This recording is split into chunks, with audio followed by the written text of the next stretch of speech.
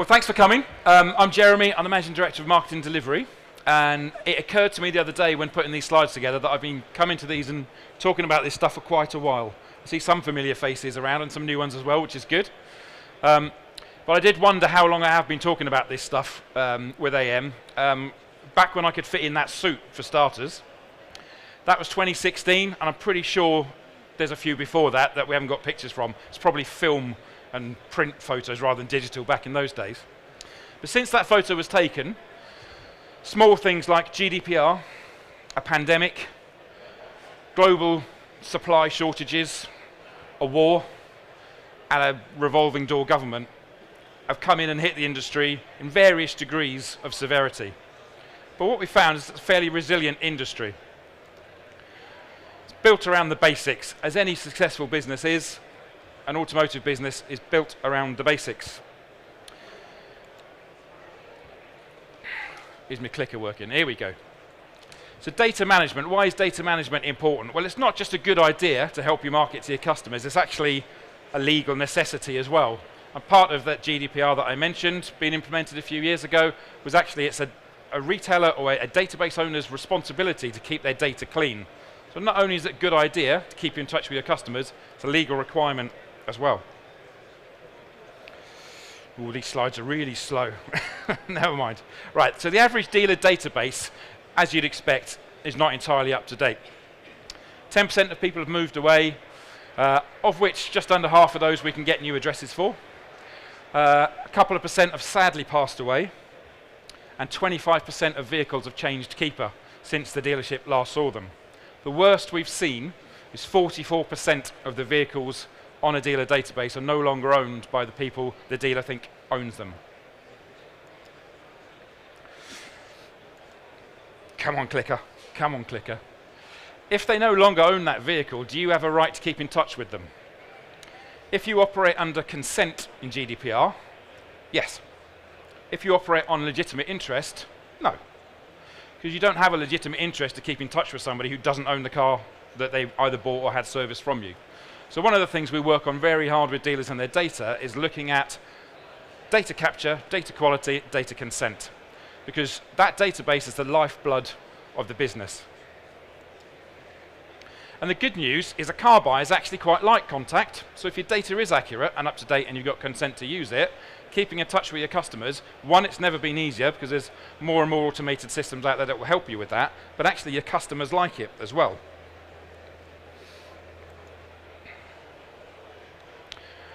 We surveyed 1,000 people recently, and our survey said that they don't mind being kept in contact with. So potential buyers want dealers to follow up with them with relevant communications when they're in their car buying journey, which is great. 67% say if they were unable to find what they wanted, they would be more likely to remain in contact with those dealers that kept in touch with them. And over half of them said that as a result of long waiting times for delivery of new cars, they're now more likely to consider a used car instead of buying new. So rather than pigeonholing customers into you're a new car customer or a used car customer, that flexibility and agility, a theme I'm going to come back to, is key to keeping them engaged with you and your stock and your situation. Although interestingly, talking to a few retailers today, new car stock supply seems to be on the verge of improving, which is great news. So again, we need to be agile enough to keep those inquiries flowing between new and used and back to new again, as the stock allows. About 8% of buyers who receive this kind of message with up-to-date stock information, whether that's price changes or new vehicles have come into stock, go on to convert and buy a car from that dealership.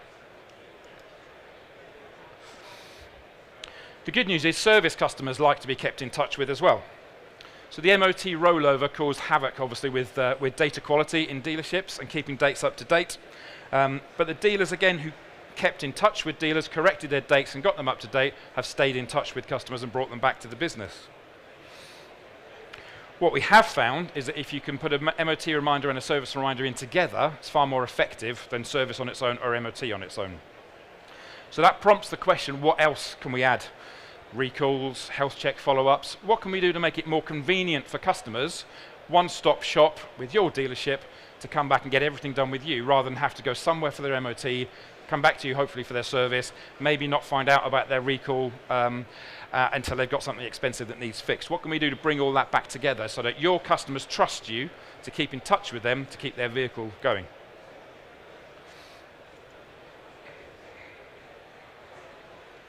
So things like this. How many retailers in the room have got a robust follow-up process in place for Amber Health Check follow-up? So 3, 6, 9 months after the service, something that was picked up on an Amber Health Check at the service is due now. Who's got an active process for following that up and bringing them back into the dealership? 1. 2, I know you have the back because we do it for you. Okay, so again, that's another great contact point for customers. We need to look for points to make contact with customers and be slightly more agile and flexible than we've ever been before, to look for reasons to contact customers and bring them in. Because they like it, they engage with it, it builds trust in the business. So I said I'd come back to this theme of agility. The agile will thrive. We firmly believe that if your data's right and your contact plan's right and you've got the flexibility to tweak that contact plan and add stages and take stages away as the market changes, then your customers will respond positively, and we're seeing them respond positively. Email open rates are at the highest we've ever seen them. Text response rates are high. Engagement rates on social media is high. So those dealers who are changing their touch points to match what's going on in the wider world and have the data that's robust and strong enough and clean enough to do that are seeing the benefit. These are some examples of stuff that we've done recently where we've taken a business need of a retailer and we've gone back to the data and we've gone out with campaigns to try and deliver a business need for them. So again, beating the rush with MOTs, this is where we wanted to pull MOTs forward because we knew that when people started booking their rolled over MOTs in October, November, December, that was going to cause workshop problems. We tried to bring them forward into July, August, September, and that was successful with that retailer. We Want Your Car is probably the most popular campaign we've run in the last 18 months. With stock being an issue, going out to existing customers to say, if you're thinking about changing your car, we want to buy it off you. We've gone out across email, social media, text message, jumping ahead to my next slide in a sec, but what we've seen is customers engaging with this and coming back in either for a conversation about changing their car that they didn't think they were going to have, or that actually they can afford to be without a car for a while. Families with 2 or 3 cars realise that actually they haven't got 2 or 3 people going out to work anymore. People are working from home, don't need so many cars. This has been, as I said, probably the most popular and the most effective campaign over the last 18 months. And as I said, we've been running it across email, social, text message, multi-platform success, for cars and vans actually as well. Not forgetting that we actually do still want to sell them cars as well. So in the survey that we spoke about earlier, customers still see the showroom as a key part of their buying process. So only 19% of the respondents said that they wouldn't want to go to a showroom next time they buy a car. And pretty much 2/3 say they're going to do all their research online before they then go to a dealer and buy their car. So a decision typically is made now within 5 days of the initial inquiry because of all that research happening online beforehand. When they turn up to a dealership with an inquiry, you've got pretty much 5 days to sell them that car that they've inquired about. What we saw before the pandemic was about 19 days. So we've seen a real switch to much increased amount of research online, and when they actually come to the dealership, either physically or online, and put their hand up and say, I'm interested in that car, the average conversion time now is just 5 days.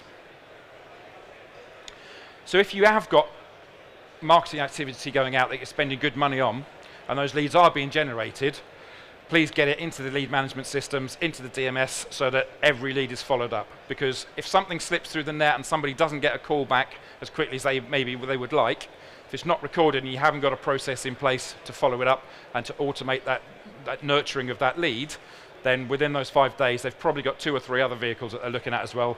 You've maybe lost them to someone else. So we would urge you on all of this expensive marketing activity that you do is to get all of those leads logged ASAP, to let processes take over and make sure that lead gets nurtured and converted. So if you've got less leads coming in, increased conversion means you can hold your sales at the same level. This is another good example of wanting to stay in touch with customers. So we've seen a massive increase in the number of cars refinanced now, so they're coming to the end of their PCP and they're being refinanced. Going out to customers and saying, it's a couple of years since you bought your car, you're coming up to something, an end of lease on your car, an end of PCP on your car, let's come and have a chat with you. We've got a slide a bit later to talk about the number of people that change their car for other reasons, but it's not just the end of a finance agreement that people will have to change their car. They get married, they have children, they downsize, they upsize, they've been promoted, they've got more money to spend on a car. If you're regularly contacting your customers saying, come and have a chat, let's have a review, let's look at the car you're driving, come and see the new range, then you'll find that out about your customers, but only obviously if your data's accurate and allows you consent to contact them. So how do we combine great quality data with great quality creative and connected campaigns? So we are asked quite a lot by clients, and AM have asked me to speak about this today, in what else do you do if the inquiry cycle is now really short and you've got 5 days to sell to people. How do you reach them in that pre-inquiry stage? How do you make sure you're in front of them when they're doing that research? Now yes, you've got your website, you've got your SEO, you've got your PPC, fantastic. Social media is the other channel that we come and speak a lot about these events. Don't know, those of you that were here last year, Anita from Facebook was here last year going through some stuff about how their algorithm is working to target people. I'm going to touch on a few bits of that in a minute and give you some examples of some of the work we've done with some of our clients. So again, for the dealers in the room, how many of you have got a Facebook tracking pixel on your website? And again, I know you have, so yeah, okay, so a few, but many haven't. Okay, the tracking pixel allows us to track people who are visiting your website and reserve them content to Facebook and Instagram to keep them in touch with you and keep them coming back to you and your website, whether that's stock, whether that's new cars, whether that's after sales. These are the most targeted audiences because we know they're already active looking for a vehicle or looking for services and products that you have. So we know they're on your website and we want to keep them coming back to you so that they inquire eventually with you. There's also a conquest audience whereby Facebook is tracking, Instagram are tracking what people are looking at. You've seen it yourself in your own feeds and your own content where you get served stuff back from website you've been visiting. We can go out and target conquest people for you based on what Facebook activity they're engaged in. So if they're looking at other dealer websites that have got a Facebook tracking pixel on them, if they're looking at dealer Facebook pages, manufacturer Facebook pages, content online which is being tracked by Facebook, they're pretty good at putting them into a little pot that says these are people we think are in market for new cars, used cars, and those can be targeted by your location, by keywords, by make, model, and it's a really good way of getting conquest audiences in front of your offers, your stock, eventually onto your website. Obviously once they hit your website, the tracking pixel picks them up and reserves them again. So that pre-inquiry cycle is more important than ever, and this is a really good way of getting in front of people while they're doing that research. So, again, Facebook data shows that most customers are potentially made up their mind by the time they go to the dealership. This is backed up by that 5-day cycle. That 5-day, I'm inquiring about 2 or 3 cars with you and maybe 1 or 2 other dealerships. You've got 5 days to convert me into that car. If you haven't got that car or it's not quite what I was looking for, then there needs to be a nurturing process in place to keep that customer up to date with stock changes and other things that are going on.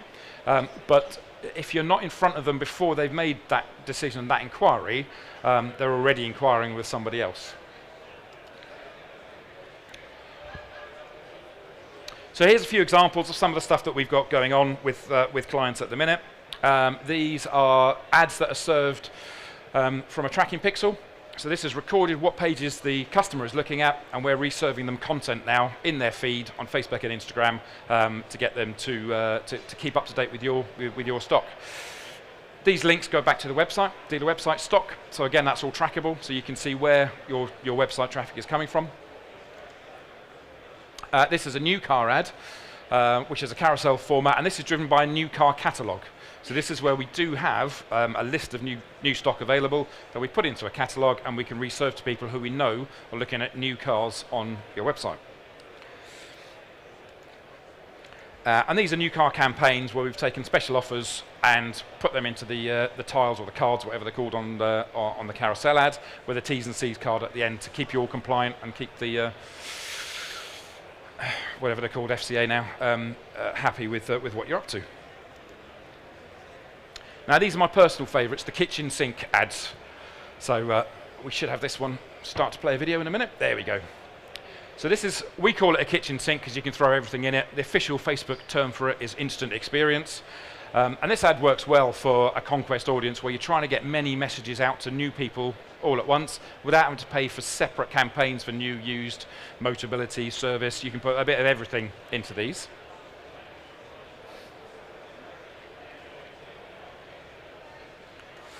And the next one, which is an EV one. So lots of research going on into EVs at the minute.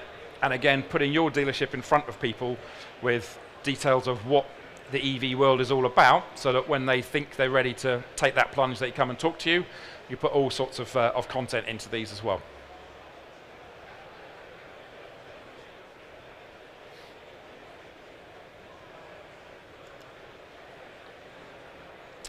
And after sales isn't left out. So we can turn this stuff on and off as and when you need it. So if workshops are looking quiet in a few weeks' time, we can turn on targeting for after sales. Workshops are busy, we turn it off again. Link it to your data. If your data's accurate, you know people have been served reminders and still haven't made a booking, drop them into a pot for a Facebook ad to remind them to come back to you. It's just covering as many channels as possible using the data you've got.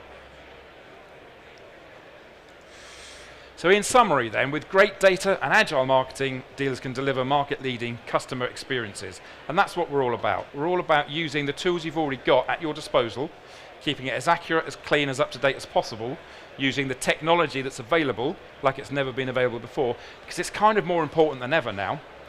Customers got used in the pandemic to having to do things online, and you know what? They quite liked it. They missed some of the physical interactions they were having, but now they've got the best of both worlds. They can do all of that research online that they were forced to do in the pandemic, and they can then come and have a test drive and talk to a real person when they're ready. But when they get there, they're a lot more ready than they were before.